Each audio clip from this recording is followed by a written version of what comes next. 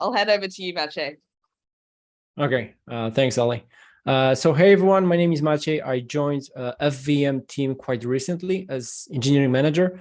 So my role is to help the engineering team deliver our plans efficiently, avoiding delays, minimizing the risks, etc. Right? So yeah, let me give you an update on where we are with our work. So we focus now on the milestone 2.1 of FVM, which will bring support for Ethereum Virtual Machine. So people will be able to deploy and interact with Ethereum smart contracts.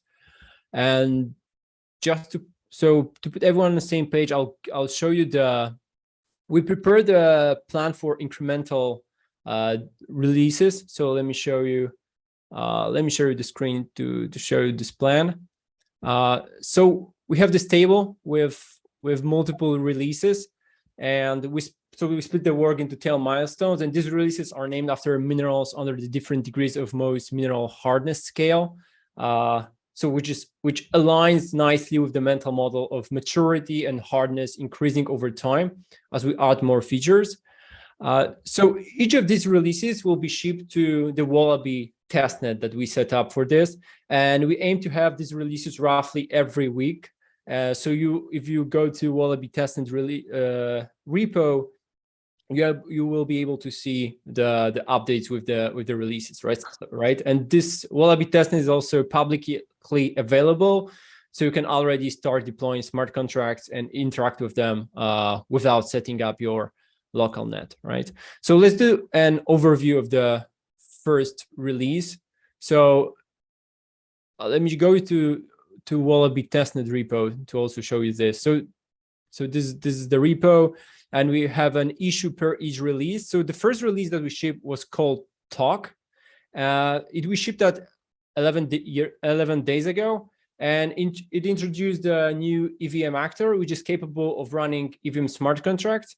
But for now, there's very simple support. So you can only run self-contained contracts which do not call other Ethereum smart contracts or do not interact with any built-in actors. So yeah, here in the repo you can find like simple coin smart contract, and you can also see how to test it. And also Jim posted that he already prepared a tutorial that you can interact with this exact smart contract. So thanks, Jim.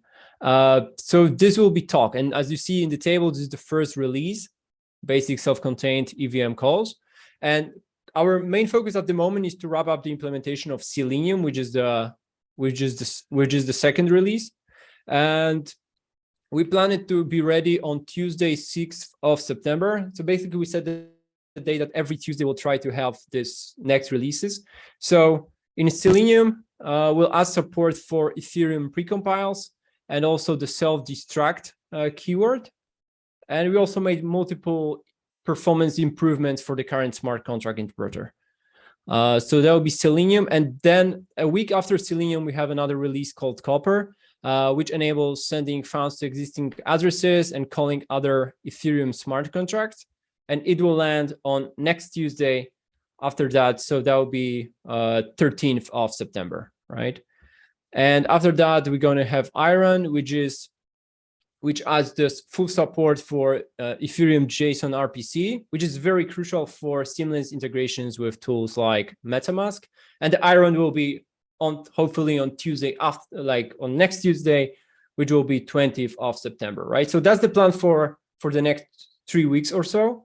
And of course, with next releases that you can find the table, there will be a bunch of other features like calling built-in actors or support for Ethereum logs, and adding like Solidity libraries for built-in actors.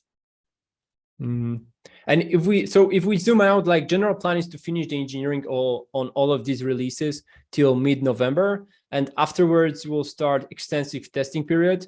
So this will be the first network upgrade which brings programmability in the network. Therefore, we need to invest a lot in testing it, probably more than on any previous upgrade. So our plan will be to use most probably incentivized testnet for this. So we are still figuring out the details, but we think that this testnet program will last around 6 weeks. And of course, we'd love to engage a community to deploy contracts on this testnet and interact with the contract, right? So like if we look at that engineering, then testing this, then other things in the world like Christmas and Chinese New Year, we are looking at the mainnet upgrade of February 2023. That's still the plan we are targeting. Do you have any questions? And Ali, yes, this table is public. It is. I'm gonna send you a link to the issue which mentions that. Awesome. That'd be great. I think that'll be handy for people to attend. Perfect. Thank you. No awesome. So basically we're releasing on a rolling schedule, and that'll match up with Wallaby testnet releases as well, and incrementally introduce new features to the EVM compatible FVM. Yeah. Any questions from the audience? Dragon's raising his hand as well, so go ahead, Dragon. Yeah, just like a thing that will follow this release plan, obviously, is like the discussions and FIBs that need to support like some of the changes we want to do. So maybe a good point to share here is that over time we probably would introduce some additional FIBs in the course of implementation, and then like it would be super valuable to have feedback from the groups here. So it's like we want to keep everything in the open and share.